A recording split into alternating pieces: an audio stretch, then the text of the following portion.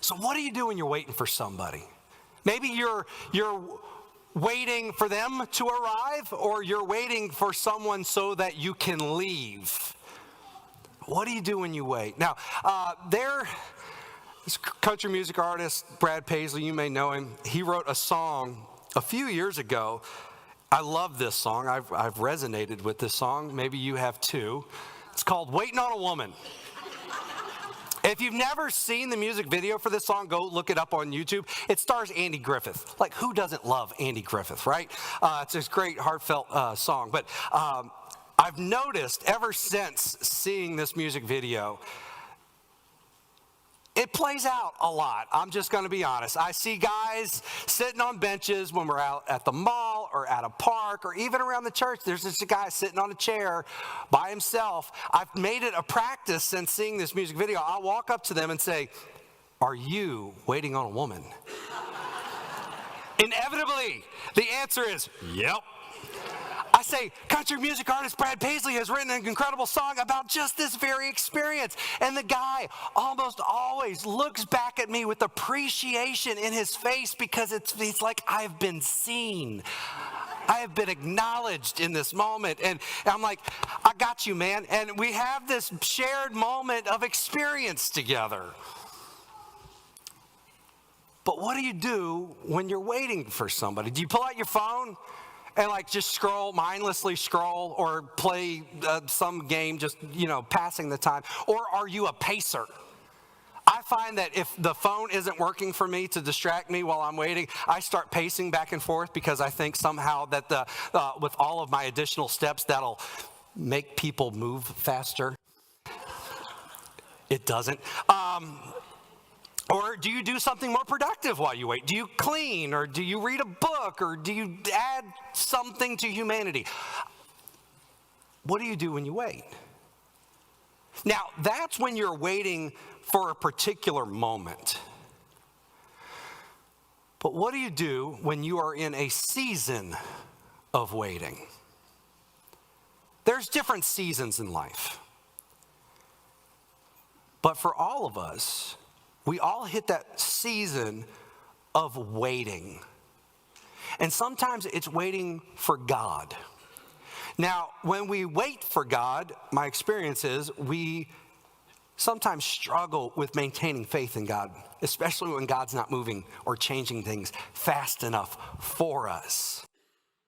And so, in that period of waiting for God to move, the temptation for us is that it's so easy when we're sitting there, we're waiting for God to show up, to turn critical. And when we become critical, we're just one step away from being judgmental. And when we become judgmental, it destroys any opportunity we have to do good. David talks about this in Psalm chapter 1. I'm going to read it to you. It's verse 1. It says, "Blessed is the one who does not walk in step with the wicked, or stand in the way that sinners take, or sit in the company of mockers, but whose delight is in the law of the Lord, and who meditates on his law day and night. That person is like a tree planted by streams of water, which yields its fruit in season, and whose leaf does not wither. Whatever they do prospers." And so David, in the very first psalm, describes a scenario that's all too common to us, because it's a very human experience, that we get caught up in going with the flow of just following the crowd and doing whatever they do. And so it says you just start walking with them. And then in the process of walking with them, you just start standing around with them. The implication is that you are embracing whatever the crowd's behavior is. You're going along with the flow. Now you're embracing the behavior. But then it leads to pulling up a chair, sitting down, and being judgmental towards anybody who's not doing what you are doing, and being a part of what the crowd has whipped you into. And so what David is saying is that judgmental attitude, this judgmental outlook on people, is a natural progression of sin in our lives. But what I'm here to say is that I also think it is a temptation of waiting. When we are waiting for God to move, we can easily turn critical or judgmental towards others. Just pull up a chair, we're waiting. So we start looking and nitpicking at other people. But back to the passage, David says, blessed is the person who doesn't fall for this progression, which we've all experienced, by the way. Blessed is the person who doesn't do that. Instead, the blessed person is one who meditates on God's law day and night, one who stays in connection with God. The term meditate implies stillness and being, resting, and abiding. To just simply be with God. So let me ask you this. In your season of waiting, are you remaining focused on God, or do you find yourself sitting there judging other people? Now, throughout these 40 days of Lent, and Sundays don't count, right? But throughout these 40 days of Lent, I've invited you to take that thing in your life that you need to see change in. You can't do it yourself. To bring that one thing or multiple things in your life that you need God to move in, bring it to Him and wait for Him to be the change that you need. But as you wait, are you maintaining your faith in Him? Are you taking time to pursue Him? Or are you just going with the flow, following the crowd, and finding yourself judging other people because of it? And nobody sets out to be judgmental. Nobody wakes up one morning and says, you know what? I'm going to be a self-righteous, judgmental piece of work today. Nobody does that. But it comes naturally to us, and it's a tendency that we have to fight against when we wait. But John tells us a story of what it looks like when well-meaning people begin to judge others. John chapter 8, starting in verse 2, it says, at dawn, he, Jesus, appeared again in the temple courts, where all the people gathered around him and sat down to teach them. The teachers of the law and Pharisees brought in a woman caught in adultery. They made her stand before the group and said to Jesus, Teacher, this woman was caught in the act of adultery. In the law, Moses commanded us to stone such women. Now, what do you say? They were using this question as a trap in order to have a basis for accusing him. But Jesus bent down and started to write on the ground with his finger. When they kept on questioning him, he straightened up and said to them, let any one of you who is without sin be the first to throw a stone at her. Again, he stooped down and wrote on the ground. At this, those who heard began to go away one at a time, the older ones first, until only Jesus was left with the woman still standing there. Jesus straightened up and asked her, Woman, where are they? Has no one condemned you? No one, sir, she said. Then neither do I condemn you, Jesus declared. Go now and leave your life of sin. So in all fairness, the religious leaders, they had been waiting on God for quite some time. The last time they heard through a prophet from God up to the point of Jesus, it had been a 400-year span. That's a long time to be waiting for God to move. And in the process of waiting, what happened was the religious leaders of the people of Israel, they had turned real critical, and they had doubled down on strict adherence to God's law because they thought if they could mandate everybody to be good enough, they would earn a word from God. But let me tell you, when your criticality goes up, so does your judgment. And passing judgment on people, it just simply does not reveal the heart of God. Now, don't get me wrong, God is just. But there is a difference between being just and being judgmental. Being judgmental means that you think yourself better than or even morally superior than somebody else. But to be just, that comes from a place of authority. And with that authority, you're trying to rectify the situation. But Jesus, he describes the difference. In fact, after the religious leaders, they drop their stones, they walk away, Jesus looks at the crowd. He goes on to say this, verse 12. He says, when Jesus spoke again to the people, he said, I I am the light of the world. Whoever follows me will never walk in darkness, but have the light of life. Verse 15, he says, you judge by human standards. I pass judgment on no one, but if I do judge, my decisions are true, because I'm not alone. I stand with the Father who sent me. Jesus says, I didn't come here to be judgmental towards people. This is the creator of the universe. And he's saying, I didn't come here to judge other people in this way. Now, when I do judge, my judgments will be true. When I speak into somebody's life, I come from a place of honesty. And we know from Scripture that one day each person will stand before Jesus and have to give an account of their actions. We know that Jesus will bring justice to the evils of the world, but in the meantime, Jesus is offering mercy in the place of judgment in order to get people to turn from their ways, to get people to change. But back to the religious leaders. They are passing judgment on a woman that they caught literally in the act of adultery. And they bring her and they stand her before Jesus, probably in some compromised state of dress, because the verbiage indicates like they caught her in this act. And judgment like that, man, that comes from a place of pride. They look at this woman, they have her thrust in front of the crowd, in front of Jesus, and they look at this woman and think that they are so much better than this sinful woman that they have dragged before Jesus. That is, of course, until Jesus humbles them by reminding them that they too have sinned.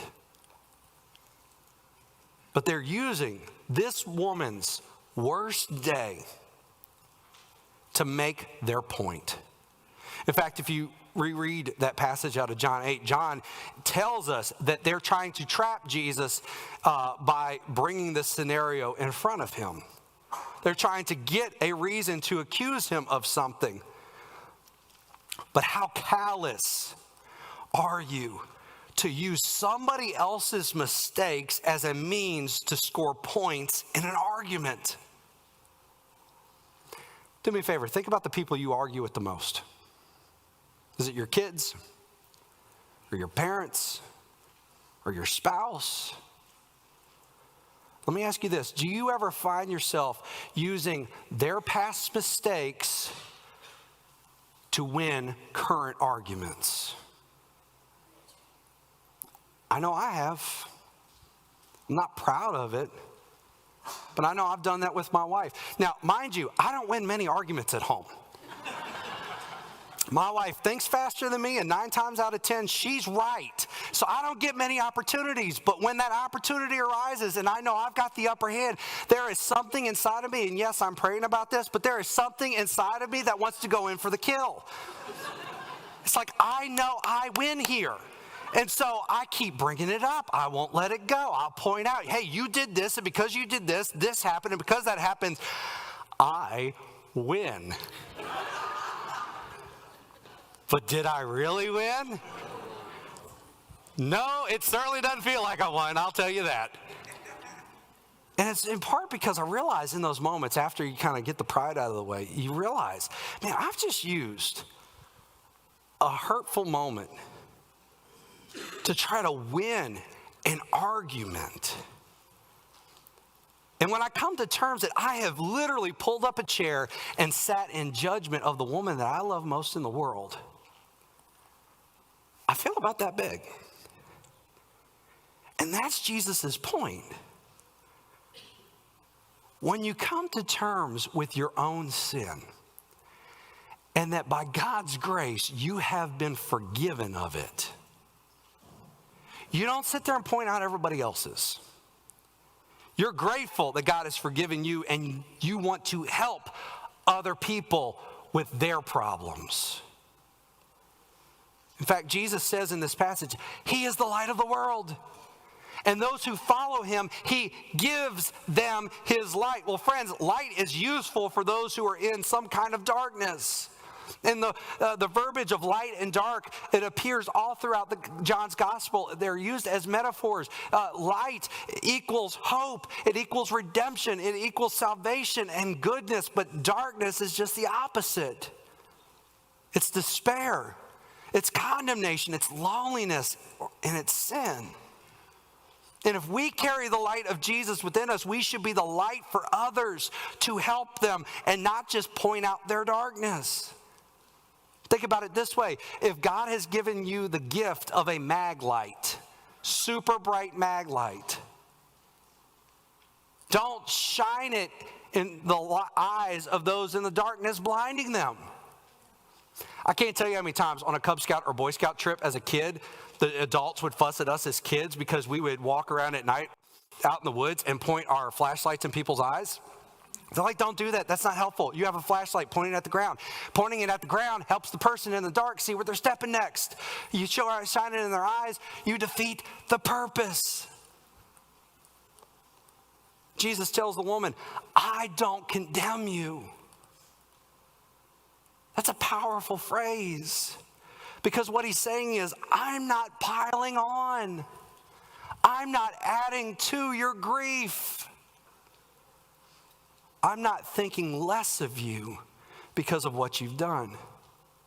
You see, when somebody is braced for you to attack them and you don't attack them, it's disarming.